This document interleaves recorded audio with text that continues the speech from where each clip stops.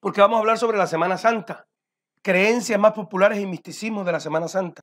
¿Es la Semana Santa pagana? En todo el tiempo que lleva usted de creyente, de cristiano, ¿ha encontrado alguna vez en la Biblia el término Semana Santa? Cuando usted le habla de las tradiciones a una persona, de lo que ha creído desde niño, nació y creció con eso, y de momento vienen y le dicen que es pagano, que es satánico, le falta el aire. Bueno, vamos a hablar sobre la Semana Santa. Esto es producto de una investigación que hemos seguido haciendo. Entonces, Semana Santa, los mitos y creencias más populares y el misticismo de la Semana Santa. Oiga esto, hace solo unos pocos años, no hace mucho, usted recuerda cuando los mayores le decían a quienes se bañaban en un río en la Semana Santa que se iban a convertir en peces y en sirenas. ¿Sí era? ¿Verdad? Y eso no se lo cree hoy nadie, no se lo cree nadie, pero en ese tiempo lo creían. Cuando los españoles llegaron a Sudamérica, impusieron la religión católica, estos fueron los españoles, como la única religión oficial. Solo hasta después de la Constitución del 91 se aceptaron otras creencias. Tal vez por eso hoy Colombia está entre los 10 países del mundo con mayor población católica. Esa es nuestra historia. No estoy hablando ni mal ni bien, sino eso es lo que nos ha tocado. Dicen en Cuba, citando a José Martí, nuestro vino es amargo, pero es nuestro vino. Y estos son algunos de los mitos que algunas personas cuentan de aquello que le solían decir sus abuelos en la Semana Santa. Pues acá en Cuba no se celebraba la Semana Santa, no se conocía casi, porque en Cuba son semanas acorde al comunismo y al sistema. Son semanas festivas, son celebraciones, días festivos, acorde a las fechas revolucionarias. Pero aquí me pueden ayudar. Esto fue alguna de las cosas que encontré que nos decían los abuelitos en la Semana Santa. Decían, por ejemplo, uno, como una forma de mitigar el dolor que Jesús sintió en la cruz, el Viernes Santo, los padres y abuelos daban azotes a sus hijos y nietos. ¿Alguna vez a alguien le pasó eso? Le daba azotes, pero todos los santos días. Bueno, ni el jueves ni el Viernes Santo las personas podían bañarse porque era considerado un pecado y las personas se convertirían en peces o en sirenas. No se podía escuchar música, especialmente rock. Era considerado algo diabólico. No habían inventado el reggaetón. Espere que nuestros abuelitos vieran a sus nietas bailando reggaetón en Semana Santa. Todo acto sexual en Semana Santa era considerado como algo mundano y decían que el castigo para quien lo practicaba era quedarse pegado hasta el inicio de la siguiente cuaresma. 5. El color rojo ha sido asociado al diablo. Especialmente en esta época nadie podía usarlo. Nadie podía usar el color rojo. 6. Durante la Semana Mayor, aquellos niños que le sacaran la lengua a sus padres se convertirían en lengua de serpiente. Hoy se logra con una simple operación. 7. Se dice que a las 3 de la tarde murió Jesús, entonces nadie podía salir después de esa hora para evitar su enojo. 8. Los niños que crecieron en zonas rurales no podían trepar a los árboles porque podían convertirse en micos, en simios, en monos, en macacos, en chimpancés. 9. Estaba prohibido cortar carne, especialmente carne, porque se estaría cortando a Jesús. Y en la Semana Santa se debía comer pescado. ¿Me falta algún mito? ¿Alguien que recuerde alguno? ¿O con esos es como suficiente para tener una idea? Si se conoce de otros mitos, puede dejarlo en los comentarios. Esto lo encontré en Wikipedia. Les voy a decir lo que encontré en Wikipedia. Si va a apedrear a alguien, apedree a Wikipedia. Es en el Concilio de Nicea, en el año 325, donde se llega finalmente a la solución del asunto de la fecha o del día que se celebra la Semana Santa, o como se le dice en el mundo del catolicismo, Pascua de Resurrección.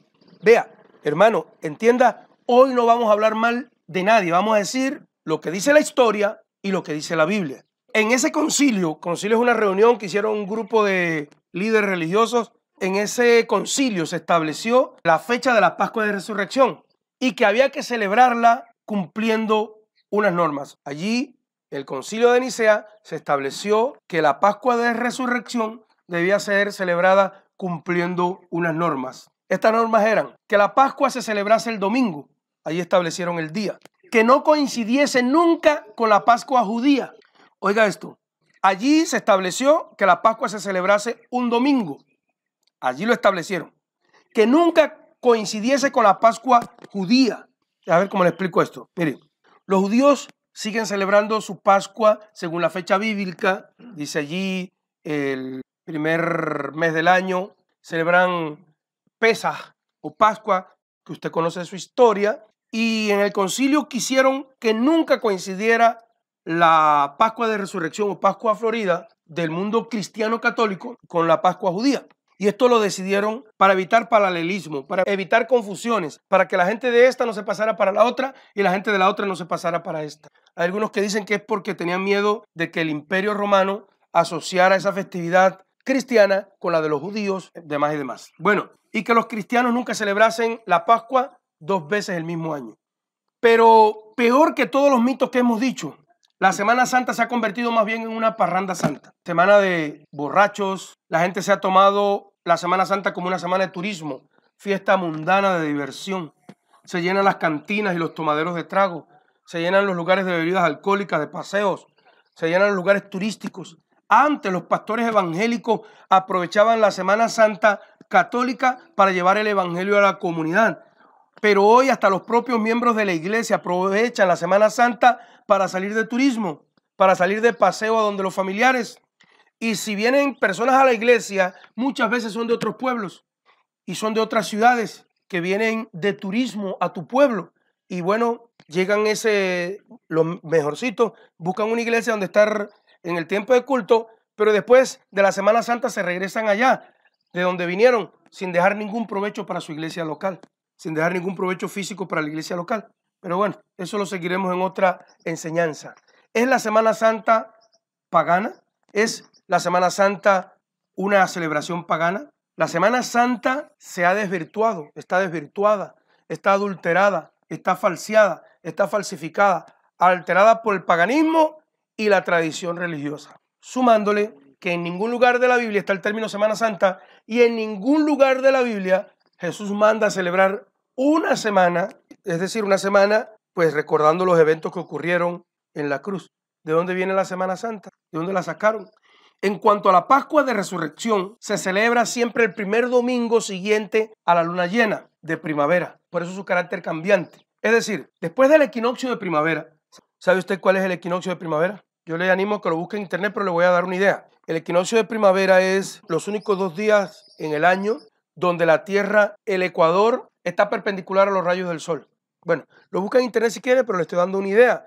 Entonces, en los equinoccios, que viene de la palabra igual noctie, es decir, igual a la noche, el día igual a la noche, cuando viene la primavera, es el único día del año donde la Tierra recibe de manera perpendicular los rayos del sol. Bueno, para dar la fecha de la Semana Santa, después del equinoccio de primavera, esperan la primera luna llena. Y luego de esta primera luna llena, el primer domingo sería el domingo de resurrección. ¿Sí me hice entender más o menos? Bueno, el domingo de resurrección. Es decir, la luna llena siempre va a quedar dentro de la Semana Santa. ¿Por qué? Ellos buscan siempre el domingo de resurrección y cuentan 7 días antes para empezarlo. Entonces, después del equinoccio de primavera, después de la primera luna llena, el primer domingo lo llaman el domingo de resurrección y así sacan la fecha de la Semana Santa. Bueno, lo dije el año pasado, no sé si lo recuerda, la conmemoración de la Semana Santa comienza aproximadamente en el siglo IV después de Cristo y tiene su base en una celebración pagana, el culto al dios Atis, celebrándose su supuesta muerte y posterior resurrección. Ahorita lo vamos a explicar un poquito mejor. Bien, es decir, esta fiesta de una semana que no está encomendada en la Biblia para nadie, vea, yo no le estoy diciendo que celebre o que no celebre, le estoy diciendo de dónde viene. ¿Sí? Si le digo lo que encontré, no es para que lo haga o no lo haga, sino de dónde viene esta celebración. ¿Sí? Esta es una fiesta bien similar a otra egipcia, celebrada en el mismo día, para conmemorar la entrada de Osiris a la luna. 2 de las primeras deidades registradas en la historia fueron el dios babilonio de la fertilidad. ¿Se acuerda? Tamuz y Istar, la diosa Istar, que fue después Astaret. Se creía que Tamuz moría todos los años, marchando de la tierra al mundo subterráneo. Entonces, esto de que Tamuz moría y resucitaba, ellos lo sacaron o lo asociaron al ciclo de las estaciones. Acuérdense, hermano, que para nosotros las estaciones hoy no son tan importantes para la supervivencia. Hoy con la industria, los alimentos transgénicos y los químicos obtienen alimentos artificiales transgénicos y de todo tipo en cualquier tiempo del año. Pero en aquellos tiempos, en los tiempos antiguos, las estaciones del año determinaban la vida y la muerte. Si la gente no tenía cosecha, moría. La gente moría literalmente en hambrunas. Por eso era tan importante para ellos los cambios de estaciones. Por eso ellos tanto adoraban al sol y a la luna, porque hoy usted le pide a Dios por un negocio, por un trabajo o porque lo sostenga, pero antes tenía que ver con la agricultura y los animales. Y todo dependía de los ciclos, de las estaciones. Por eso, desde los indígenas, desde los aborígenes, de los nativos, hasta los tiempos antiguos, adoran la tierra, la madre tierra, Pachamama, el sol, la luna. Todo tiene que ver con eso. No lo vea como lo vemos nosotros hoy, que no nos es tan importante. Si es invierno, pues ¿qué nos pasa? ¿Qué más? Lo peor que nos puede pasar en invierno, que los negocios están un poquito más cerrados, que hay que pagar mototaxi, que hay que sacar sombrilla, que vienen menos a la iglesia. Pero en aquellos tiempos era de vida o muerte. Por eso todo lo que tiene que ver con las estaciones, con el sol y con la luna, eran objeto de adoración. ¿Sí lo podemos entender así? Como lo entendían ellos. Entonces, el ciclo de las estaciones llegó a asociarse con la supuesta muerte y resurrección anual de Tamuz. Después, bajo los nombres de Osiris, que era para los egipcios, el nombre de Tamuz para los babilonios, Adonis y Atis para los griegos. Usted puede buscar la mitología, todo lo que dice la mitología de estos dioses. Todos los pueblos de Asia Menor y Egipto, o casi todos los pueblos de Asia Menor y Egipto, representaron la decadencia anual de las estaciones en ese asunto de la muerte y resurrección de sus dioses. Bueno, viene el invierno, está muriendo Tamuz, llega la primavera, resucitó. Y a todo eso lo hacían objeto de adoración. Entonces, todos esos pueblos de Asia Menor y Egipto representaron la decadencia y el despertar anual de la vida en el cambio de las estaciones, invierno a primavera, otoño a verano, personificándola como un Dios que muere y vuelve a revivir. En diferentes nombres, como le dije, Osiris para los egipcios, Tamuz para los babilonios, Adonis y Atis para los griegos, de alguna forma distinta en nombres y detalles, aunque variaban los ritos y el lugar, pero era sustancialmente lo mismo. La adoración a la tierra y a los dioses, porque aunque decaía todo y moría todo en invierno, resucitaba y volvió a vivir en primavera. No fue difícil para las primeras religiones, no fue difícil para el mundo cristiano asociarlo con la muerte y resurrección de Jesús. ¿Sí me hago entender? Bueno, en sus variadas formas de adoración de Tamuz, Adonis o Atis o Osiris, eso se propagó a través del Imperio Romano, incluyendo Roma. Y a medida que el cristianismo se diseminó a lo largo del imperio, los líderes religiosos aparentemente mezclaron costumbres y prácticas asociadas a este Dios antiguo que moría y resucitaba, como la tierra, como los ciclos de los tiempos, los asociaron y lo aplicaron al Hijo de Dios resucitado.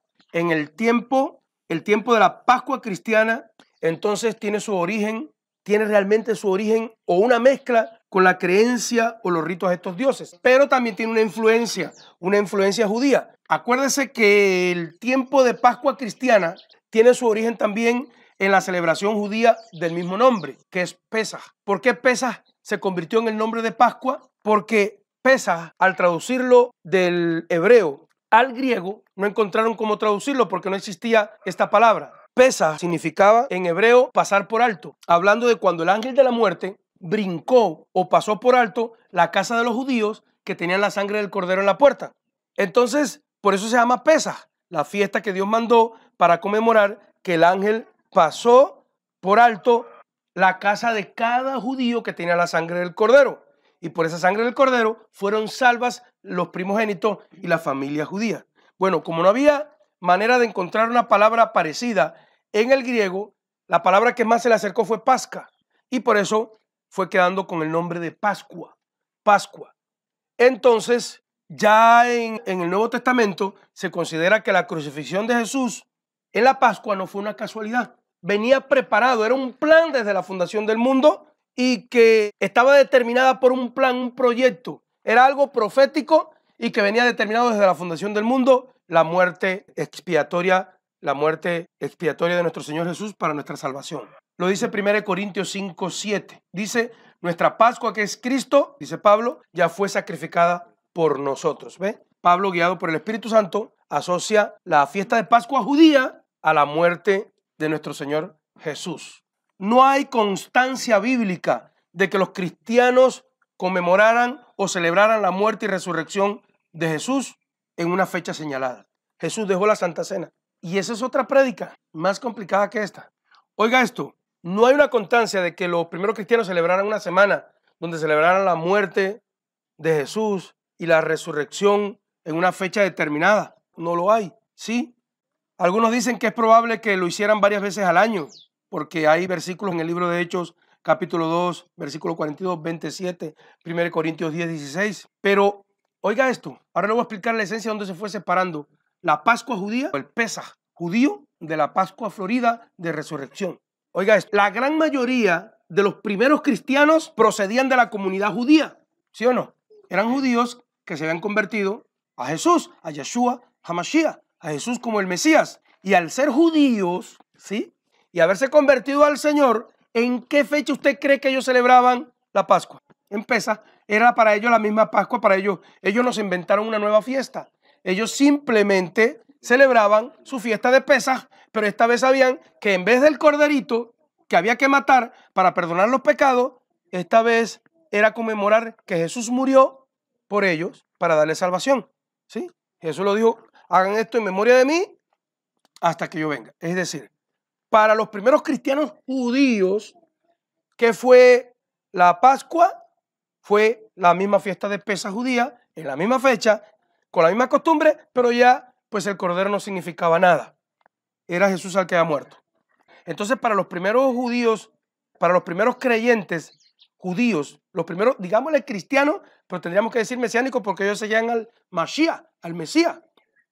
Para los primeros judíos, cristianos, mesiánicos, como le quiera decir, ¿cuál era la Santa Cena?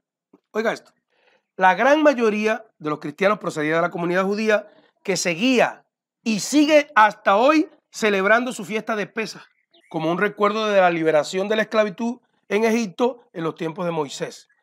La cercanía entre ambas comunidades, ese problema lo tuvo Pablo las primeras veces, porque Pablo estaba predicando en Corintios, en Galacia y en Colosas, y él tenía una comunidad judía y ex gentiles, personas que habían sido gentiles, que ahora eran seguidores de Yeshua, el Mashiach o el Cristo, Jesús.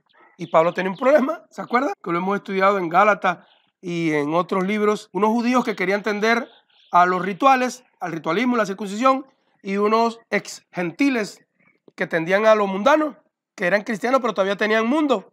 Estaban llenos del mundo pagano del cual venían, y era un problema. Pero esas dos comunidades se empezaron a separar.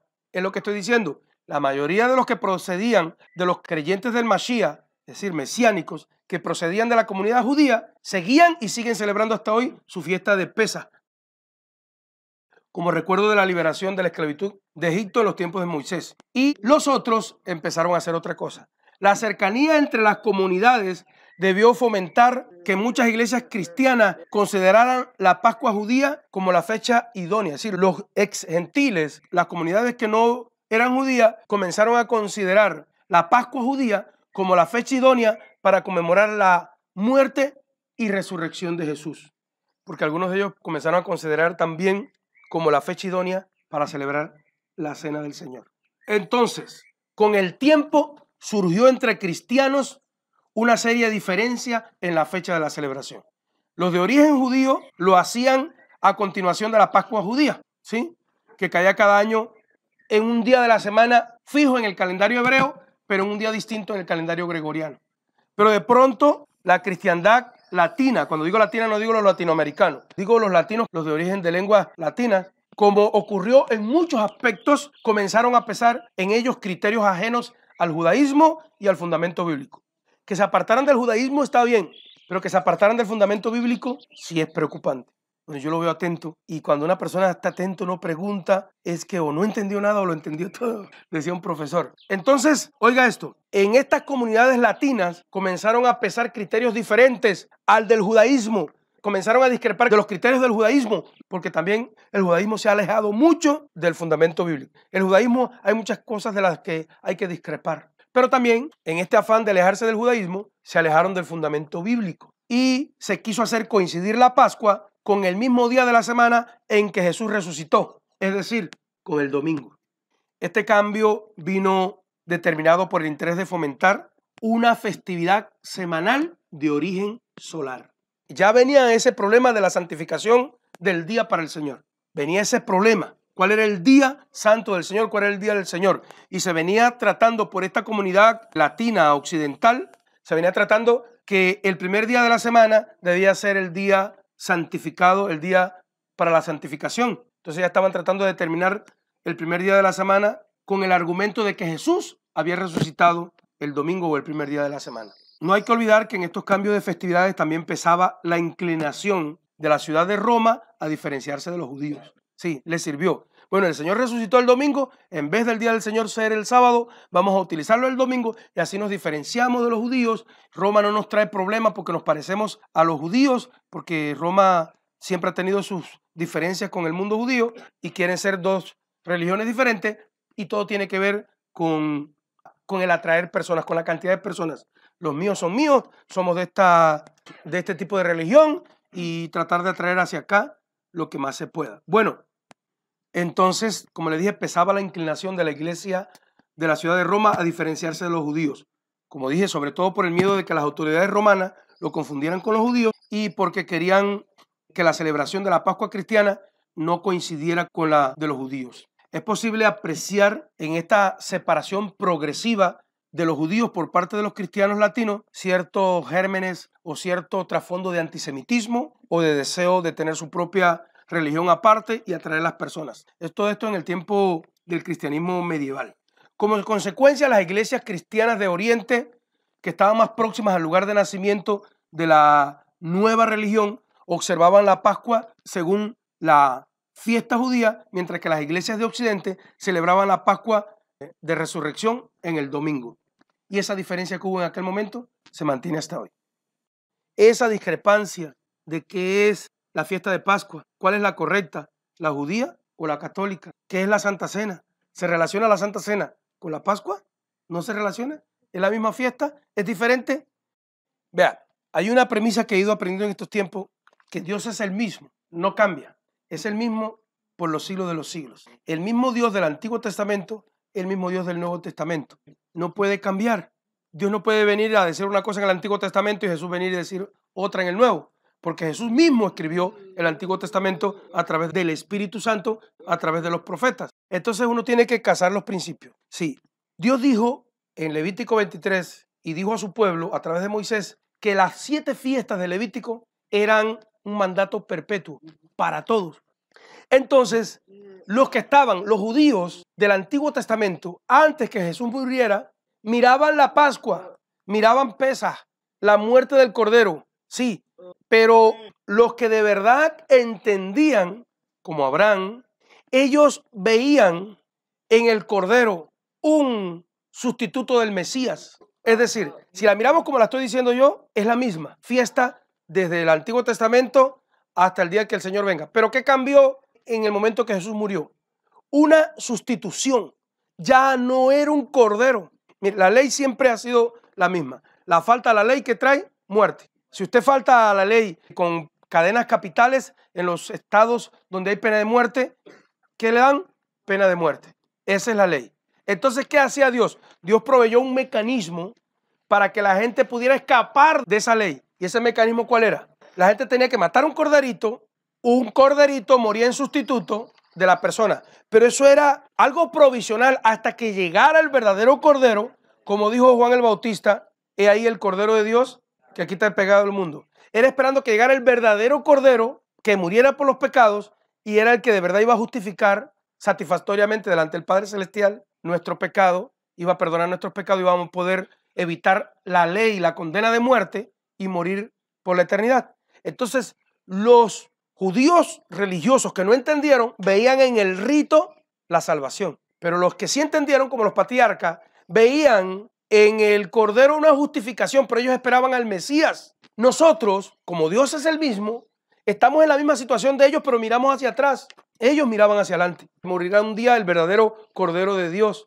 el verdadero sustituto de ese rito. Pero nosotros hoy miramos hacia atrás. Un día murió por nosotros ese mismo Cordero. Por eso es que no podemos decir que la gracia es una cosa del Nuevo Testamento. La gracia es que Dios evitó que el mecanismo de la ley nos mandara para la muerte eterna, para el infierno, y la gracia, Dios por gracia proveyó un sustituto, y es un mismo sustituto para los del Antiguo Testamento como para los del Nuevo, solo que ellos veían una representación, ¿sí? Una representación en un ritual de lo que iba a ser, y nosotros miramos una rememoración, recordamos algo que ya pasó.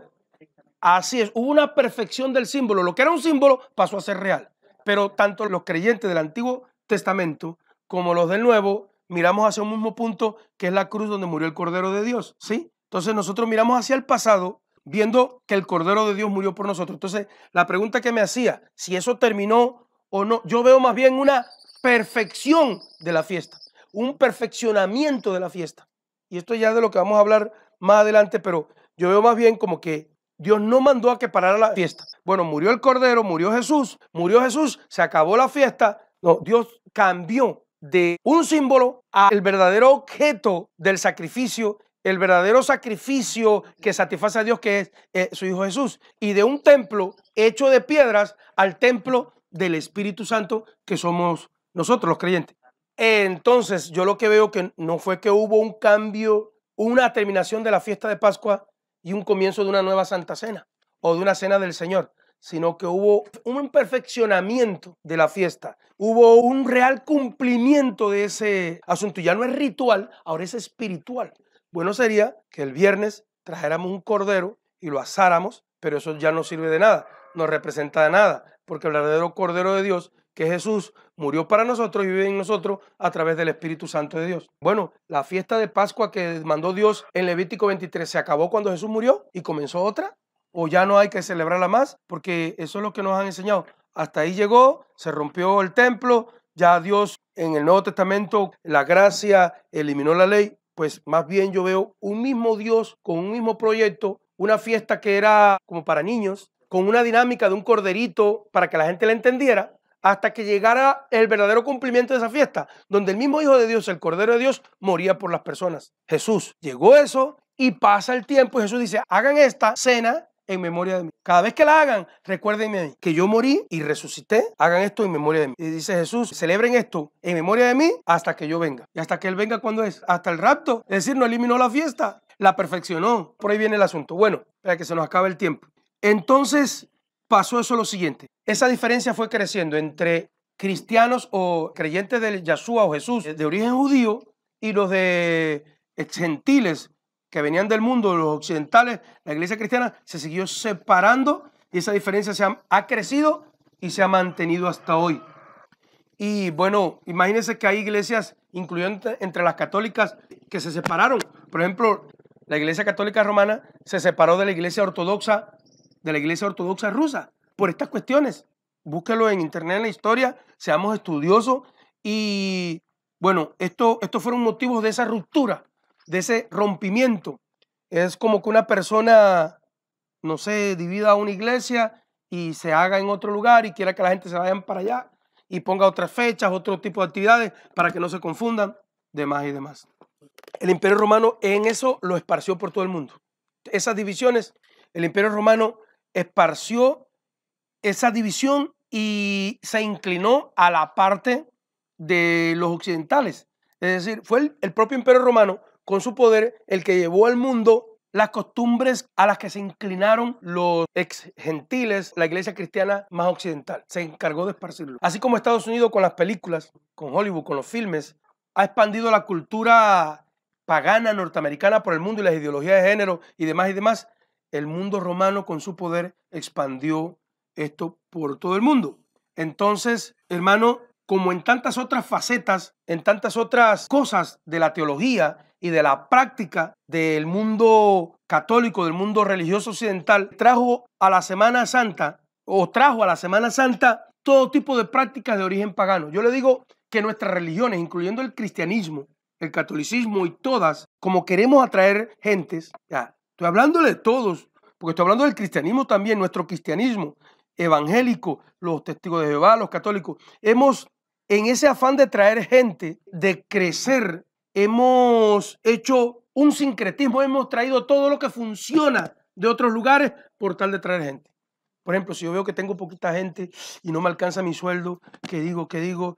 Pongamos luces y humo y voy a hacer chistes y voy a tratar de pagarle a músicos que toquen bien la alabanza y vamos a repartir empanada y masato. ¿Sí me hago entender? Entonces, tanto el mundo católico como el cristianismo occidental ha traído a la Semana Santa y a todas nuestras religiones todo tipo de prácticas, todo tipo de ritos de origen pagano.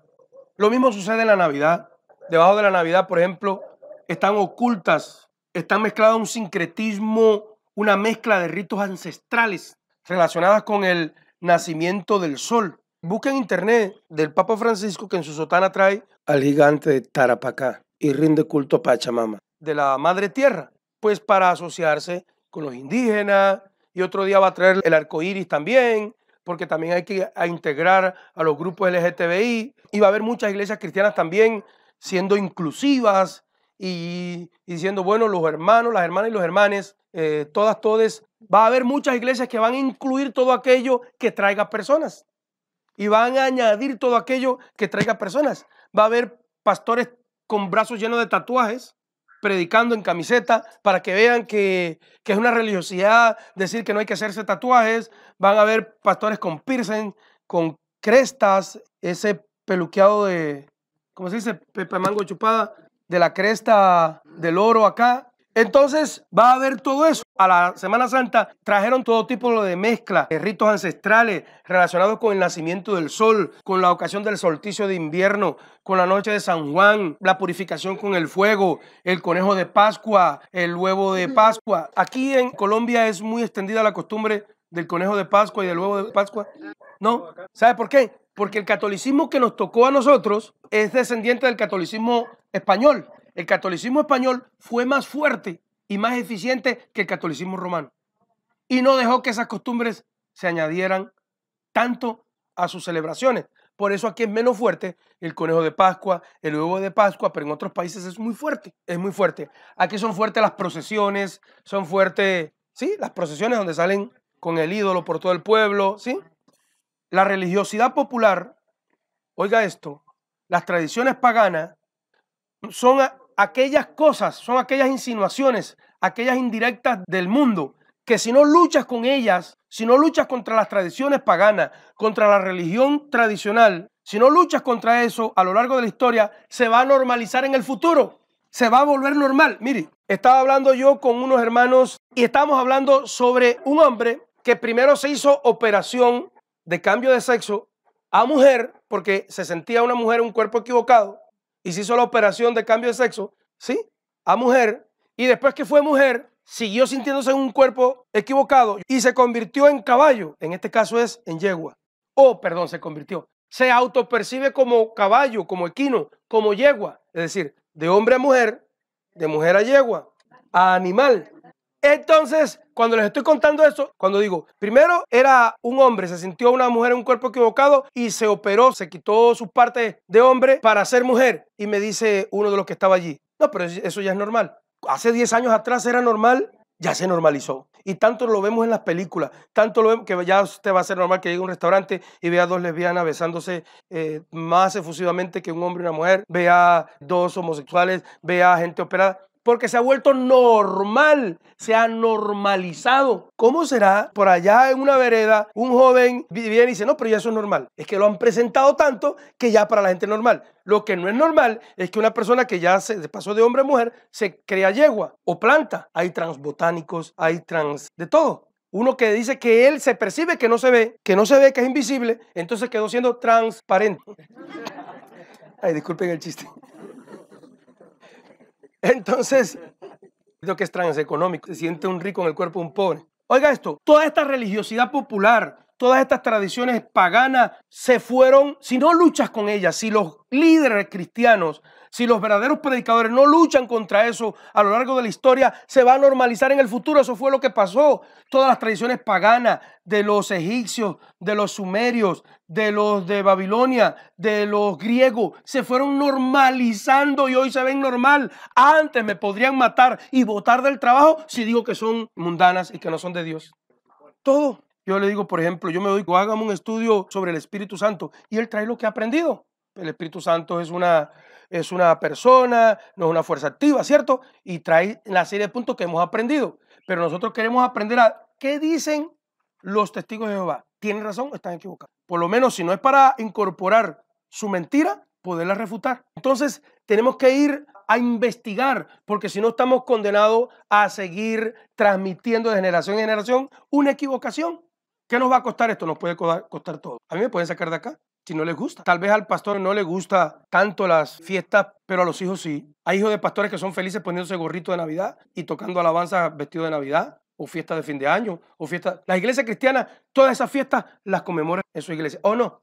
Fecha del amor y la amistad, que hacen regalitos algunas, hasta intercambio de regalos, semana o parranda santa, en Navidad, y hasta hay algunas que están empezando a celebrar Halloween. Se están volviendo inclusivas. Entonces, toda esta religiosidad, todas estas tradiciones paganas y satánicas, si los líderes no luchan contra ellas, a través de la historia se van a normalizar. Se han normalizado ya desde hace siglos y se van a normalizar hacia el futuro. Y se van a meter tanto en las raíces culturales que podrían matar a aquel que les intente hacer ver la verdad. Yo me paso una semana estudiando y yo vengo feliz porque le voy a decir algo que le abrir los ojos. Y alguien sale hablando mal de mí. El pastor cree que... Mire, dijo que era ingeniero. Es que cree que el que sabe eso, ¿por qué habla mal de la...? Sin saber que yo lo que quiero es entregarle una información que le puede ser de bendición. Pues estudia y mate a la historia, mate al computador, mate a Google. Porque, ¿qué hago yo? Dice la Biblia que Satanás engaña al mundo entero. Y yo hago una investigación, como hacía en mis tiempos para la ingeniería, y encuentro una verdad que hago, ¿no se la digo? La mayoría de los pastores dicen, no, de esto no se le debe predicar a la gente. Esto los enreda. ¿Por qué? ¿Es usted más bruto que nosotros? ¿Lo tengo que considerar menos inteligente que yo? No, yo le cuento la verdad. Si se quiere equivocar, ese es su problema. Pero lo que debería hacer es investigar, aprender y entender para tener una fe sólida. Porque hay cristianos en el mundo todavía que ponen huevos de Pascua en los jardines para que los niños lo encuentren y que creen en el conejo de Pascua. Mire, entonces vamos tolerando esas tradiciones paganas, satánicas, esa religiosidad y se van fomentando, se van incluyendo procesiones, penitencias, autolesiones, costumbres, tradiciones. Y entonces muchos de los fieles, quizás sin entenderlo bien, quieren vivir estas cosas creyendo que así se acercan más a Dios y que así agradan más a Dios. La religión de hoy, el cristianismo de hoy convive con los paganos. El cristianismo, para no decir, no cree que estoy hablando mal de la iglesia católica. Las religiones nórdicas de Europa, así como los de Estados Unidos y Canadá, para ellos el domingo de Pascua florido es un mejunje, es una mezcla, un sincretismo de varias costumbres que vienen de la porción bíblica que tomaron de la Pascua, pero mezcladas con varias costumbres que provienen de Babilonia, como pintar el huevo de diferentes colores y lo esconden para que los niños los busquen para comerlos. El huevo es un símbolo antiguo de fertilidad, porque dicen ellos, pues bueno, de un huevo nace un pollo, entonces vieron en eso un símbolo de fertilidad. En muchas culturas, para ellos el huevo simbolizaba la vida, dicen los estudiosos. El conejo de Pascua, en muchos países son dos motivos inseparables, el famoso conejo de Pascua. Hay películas millonarias de Disney acerca del conejo de Pascua. El conejo tiene un alto significado de contenido pagano. Si usted va a hablar de fertilidad en la tierra, si va a hablar de fertilidad en la naturaleza, pues el conejo es un gran ejemplo porque tiene más de 20 crías al año. El conejo simboliza fertilidad. Y nosotros tuvimos la suerte de que hace siglos atrás España fuera un poquito más eficiente que Roma, fuera un poquito más seria que Roma y no dejara incluir el conejo y el huevo de Pascua como algo muy importante. Entonces imagínense que si lo hubieran hecho. Ahora yo hablo mal del conejo de Pascua y alguien me lanzara una piedra por la cabeza. Vamos a orar, vamos a dar gracias a Dios por esta prédica. Por Hollywood, el cine. Hollywood, cuando DC o cuando Walt Disney hace una película sobre el conejo de Pascua, se vuelve popular. ¿Cómo será que en las películas sacan como héroe a un perrito y esa raza de perro es la que más se empieza a vender en los próximos años? Sale un jugador como Messi o como James con el brazo tatuado y al próximo mes hay millones de tontos con el brazo completo tatuado. Si sale con una corte en la ceja, a los próximos meses hay millones de tontos con un corte, con una raya en la ceja. Y así, es decir, el entretenimiento es una forma de transmitir modos de comportamiento. No es tan sano, son modelos de comportamiento. La gente se pregunta, ¿por qué un futbolista o un artista de reggaetón o de rap o un músico gana más que un científico? Porque ellos le sirven a los bancos y a los gobiernos para crear modelos de comportamiento. Recuerde que los gobiernos y los bancos quieren personas que hagan lo siguiente: no se reproduzcan y consuman, y trabajen, y trabajen. Entonces, cuando ya haya un grupo de personas determinadas que trabajen y que consuman y que no se reproduzcan y lleguen a una edad, hay que eliminarlos con algún tipo de vacuna o algo así para sacarlos de circulación, porque ya lo que van a empezar a cobrar es la pensión. Por eso quieren matar a todos los abuelitos, porque la pensión es muy costosa para los bancos. Hay personas que nunca padecieron del corazón ahora, con operaciones a corazón abierto, con taquicardia, con síndromes, con problemas de circulación, con enfermedades, porque quieren quitar a los viejitos, porque ellos quieren un grupo determinado de gente, 500 millones de habitantes, que trabajen y consuman, como si fuera, ellos quieren que el mundo sea como una granja de pollos, como un corral, como un galpón de pollos, como un corral de vacas, puedan usarlos y que a la vez trabajen para ellos. Eso es lo que quieren.